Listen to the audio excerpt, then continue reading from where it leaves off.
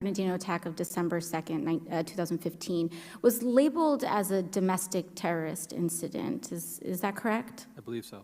Mr. Austin, do you know the June 12, 2016 Pulse nightclub shooting was also labeled as a domestic terrorist incident, correct? That's my understanding.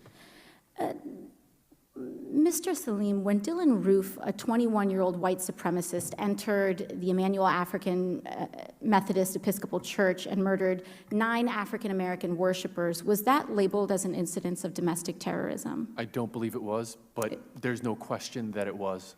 So it was, in your belief as a leader in this space, it was an incidence of domestic terrorism, but it was not labeled as such. That's correct.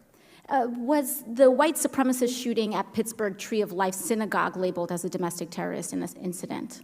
I'm not aware that it was, although then Attorney General Sessions came out and called it that, but the charges that have been brought to bear and are currently playing out in court are not ones of terrorism. So despite all of that rhetoric that we were hearing, they weren't actually labeled, these white supremacist incidents were not labeled as domestic terrorist incidents. And I really dug into some of these distinctions. What was labeled as domestic terrorism? What was labeled as a hate crime? And I could not help but, as much as I tried to dig in and explain, I could not help but feel and see that attacks committed by Muslim Americans were almost automatically labeled as domestic terrorist incidents, yet white supremacist shooting after shooting after shooting is not.